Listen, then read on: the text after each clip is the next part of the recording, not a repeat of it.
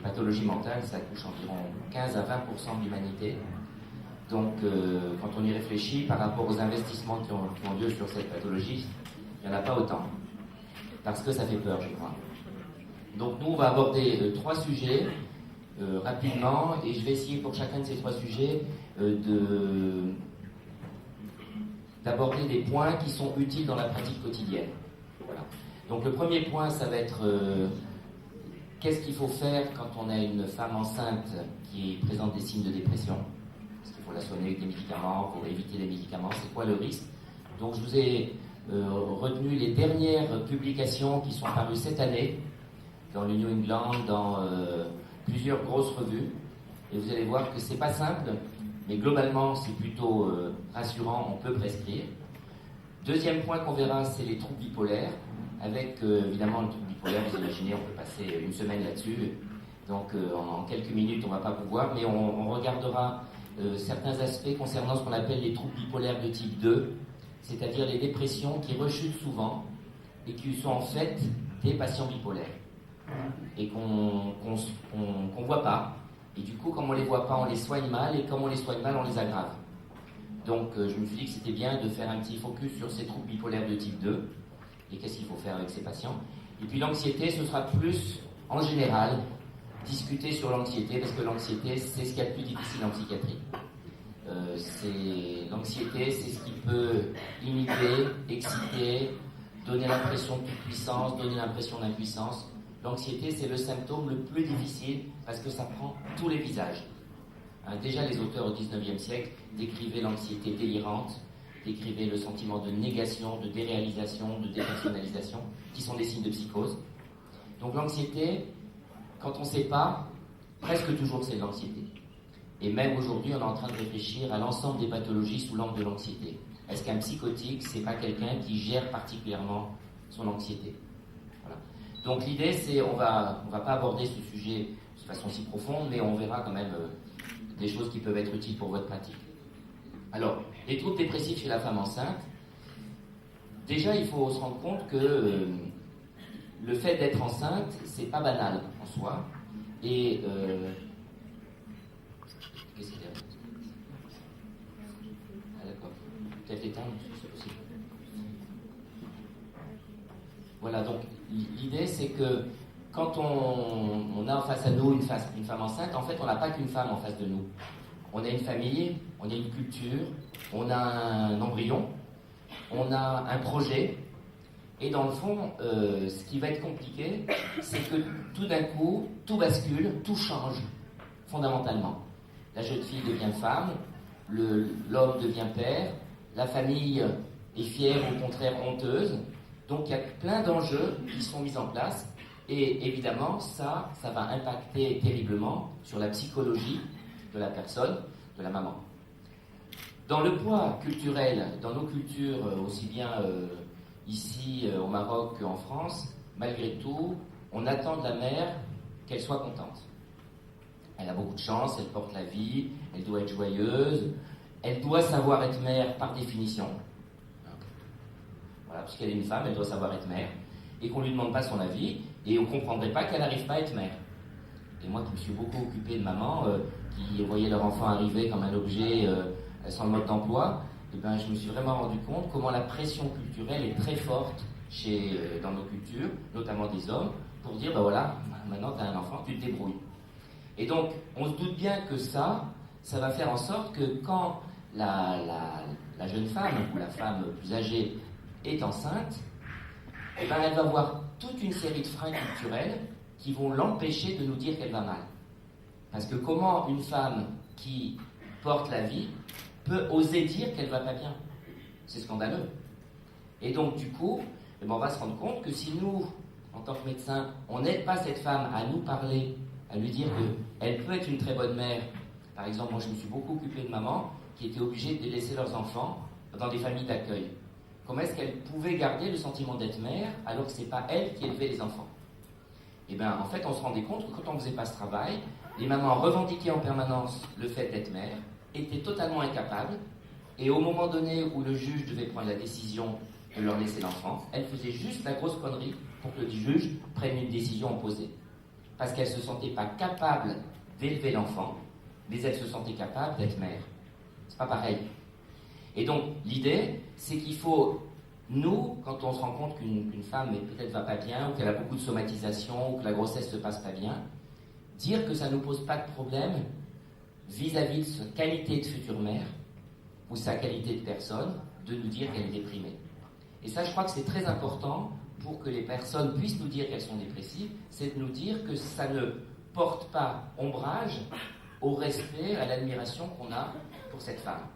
Et donc ça, c'est très important de le dire avec des mots. En disant, oui, c'est pas facile parce que c'est fatigant, c'est pas facile d'être fatigué tout le temps, c'est pas facile d'avoir les autres enfants à s'occuper en même temps. Prendre des éléments factuels pour dédramatiser et que la femme puisse nous dire, ben oui, quand je suis toute seule à la maison, je pleure, oui, en ce moment, j'ai plus faim, la nuit, je dors, ça tourne en boucle dans ma tête, je me dis que j'y arriverai jamais. Voilà. Donc il faut, nous, qu'on le dise. Parce que la personne, évidemment, si nous, on est dans la joie, c'est magnifique, vous êtes enceinte, vous en êtes tout, alors ça se passe bien, le bébé va bien, à quel moment la maman peut nous dire qu'elle va pas bien? Donc faisons attention, nous, comment notre frein culturel nous empêche ces mamans de nous parler. Et c'est vrai qu'il y a un enthousiasme dans une grossesse. Moi, j'adore m'occuper de femmes enceintes parce qu'il y a la vie. Donc on a vraiment l'impression qu'il se passe quelque chose d'extraordinaire. Mais en même temps, ça ne veut pas dire que c'est facile. Et justement, l'enjeu est très fort. Donc je crois que c'est important, ce d'autant que quand on est enceinte, on a des remaniements neurobiologiques extrêmement importants. Et que si on est fragile pour la dépression, cette fragilité peut être accentuée. Donc ça, c'est important pour nous de nous dire que d'augmenter comme ça les doses d'hormones et de changer la neuroplasticité cérébrale, ça n'est pas sans conséquence sur le fonctionnement du cerveau. Voilà, c'est tout à fait normal. Et d'ailleurs, on accepte très bien la dépression du postpartum en disant il y a une chute des œstrogènes. Là, ça pose problème à personne de dire qu'elle a le droit de faire une dépression du postpartum, le fameux baby blues. En revanche, quand le cortisol augmente, quand les hormones montent à fond, là, non, ça doit faire que du bien au cerveau. Vous voyez, nous, dans notre tête, on a des idées préconçues. Et c'est quand il manque du cortisol, quand il manque des hormones féminines, on se dit c'est normal que la maman aille pas bien. Mais non, quand il y a tout d'un coup des taux extrêmement élevés d'hormones sexuelles, c'est pas facile pour le cerveau de la maman non plus. Parce que ça change, ça bouleverse les rythmes biologiques, et donc ça peut favoriser un certain nombre d'anomalies, notamment par exemple toutes les anomalies de la tension, du diabète qui sont associées et qui vont entraîner aussi des éléments de type dépressif. Donc faisons attention, la grossesse, ça ne protège pas de la dépression. Ça, c'est une idée fausse. Donc, on observe que le premier semestre peut être un peu chamboulé, mais on dit c'est normal, il faut s'habituer, c'est nouveau, vous avez des nausées, bon, mais c'est quand même normal, on est toutes passées par là, surtout si on est femme. On dit, on est toutes passées par là, donc, puisqu'on est toutes passées par là, ben voilà, nous on a réussi, pourquoi vous ne réussissez pas? Ben non, nous aussi on a tous marché, ça n'empêche pas qu'il y a des gens qui n'arrivent pas à marcher. Donc, faisons attention, c'est pas parce que nous on est passé par là, c'est pas parce que nous ça s'est bien passé, que pour les autres ça se passe bien. Donc, il y a un grand message que je vous donne, soyons-nous dans l'acceptation des différences. Et ne demandons pas à la femme en face de nous d'être comme nous. Ça, c'est un très très important. Je pense que sinon, on n'écoute pas les gens, sinon on leur demande d'être des clones. Et d'ailleurs, le patient se rend très bien compte. Souvent, quand on demande à des personnes, pourquoi vous n'en avez pas parlé à votre médecin? Et les personnes disent, oh, parce que j'ai senti que ça lui ferait de la peine. Donc, faisons attention, nous, à ne pas trop contrôler ce qu'on pense, parce que ça empêche le patient de nous dire ce qu'il pense lui. Et donc, voilà, et surtout dans ces phénomènes de grossesse, tous ces phénomènes psychologiques, où dans la vie nous-mêmes, on a des coups durs. Parfois, on est fatigué au travail. Quelqu'un arrive, il dit, il est fatigué. Comme nous, on est fatigué, on se dit, ben voilà, pourquoi est-ce qu'il plaint? Nous, on est fatigué, on ne se plaint pas. Vous voyez, comment ce qu'on appelle projette. On demande aux patients d'adhérer au modèle qui est le nôtre pour nous. Mais nous, on a la force de supporter. Le patient n'a pas la force. Voilà. Donc, faisons attention de ne pas projeter nos croyances en empêchant le patient de nous parler des siennes. Troisième trimestre, effectivement, il y a des enjeux qui sont plus compliqués. D'abord, la fatigue, toute la question de la gêne physique, la distorsion de l'image, la peur de perdre son pouvoir de séduction, quand même, malgré tout. Hein, c'est pas rien. Puis on est moins disponible, il va y avoir les enfants, le mari va gambader à droite à gauche, après, c'est pas si simple. Peur concernant l'accouchement, est-ce que ça va bien se passer? Est-ce que je vais savoir? Est-ce que je vais bien respirer? Moi, ma cousine, ça s'est mal passé, donc ça va mal se passer pour moi, ou je ne veux pas souffrir. On m'a dit qu'il ne fallait pas de péridurale, ah ben non, il faut en faire une quand même. Toutes ces questions qui se posent, et ça tourne en boucle. Plus la personne est anxieuse, plus elle va se poser ces questions, qui sont en fait pas des vraies questions. En fait, si moi je suis angoissé, je vais prendre des choses réelles de la vie pour m'angoisser. Hein, si je suis enceinte et que je suis angoissé, je dis voilà, est-ce que ça va bien se passer, etc. Parce que j'ai plein d'arguments pour m'angoisser. Est-ce que je vais souffrir? Est-ce que je vais savoir m'en occuper? Est-ce que son petit frère il va l'accepter? Il va y avoir une jalousie de la sœur, etc. Et donc, j'ai plein de raisons de m'angoisser. Et donc, plus les personnes nous parlent de motifs anxieux, plus on doit penser qu'elles sont anxieuses, qu'elles ont une maladie anxieuse, et que c'est pas, entre guillemets, logique de s'angoisser. Oui, bah, ne vous inquiétez pas, ça se passera bien, oh non, vous êtes dans une très bonne clinique. Ils s'en fichent. C'est pas ça sa question. Vous voyez? Donc nous, très souvent, sans nous en rendre compte, on escamote les mots du patient parce qu'on n'imagine pas que c'est des mots de pathologie.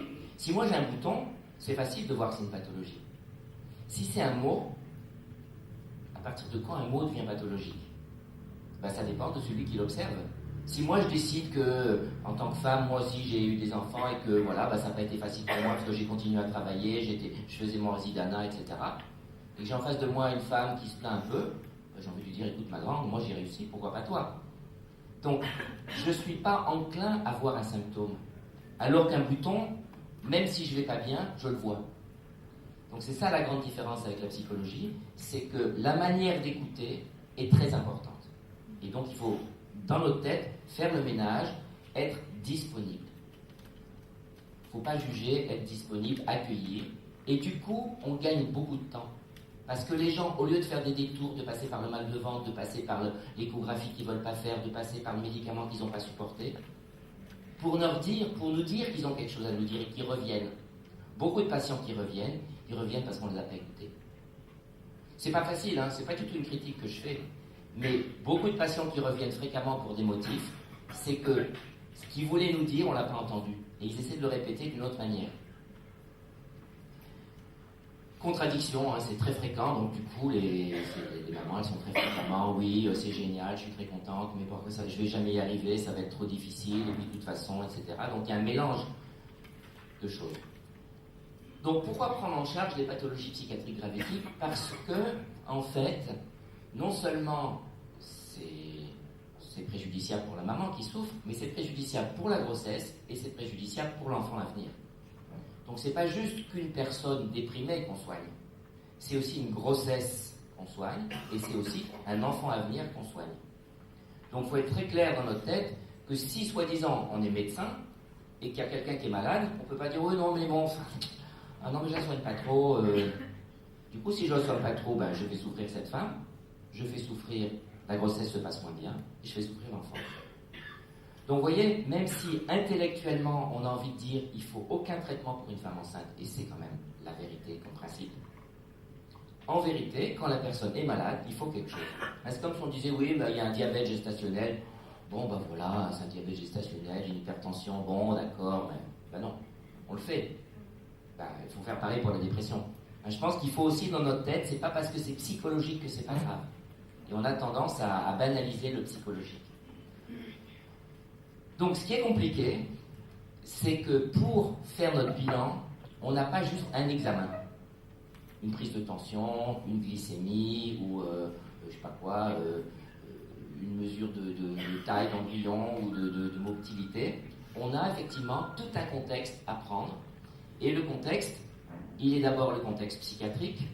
Et vous imaginez bien que quand on est une femme enceinte et qu'on arrive tout auréolé de sa grossesse, on ne va pas vous dire, mamie, elle s'est jetée par la fenêtre, papa, lui, il était alcoolique, on l'a retrouvé ivre-mort tous les jours, chez mon mari, il y avait telle chose, etc. Évidemment, on ne va rien dire.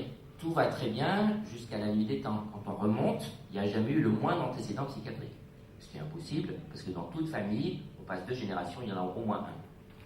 C'est tellement fréquent les maladies mentales, parce que le cerveau c'est quand même un peu compliqué, donc un organe aussi compliqué que le cerveau, c'est presque exceptionnel quand il n'y a rien.